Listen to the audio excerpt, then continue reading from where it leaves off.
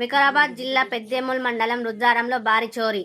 మాజీ vice MPP Gopal Reddy ఇంటి తాళాలు పగలగొట్టి చోరీకి పాల్పడ్డ దొంగలు. 20 తులాల బంగారం, కొంత వెండిని అపహరించిన దొంగలు. బాధితుడి ఫిర్యాదు మేరకు కేసు నమోదు చేసుకొని దర్యాప్తు చేస్తున్న పోలీసులు.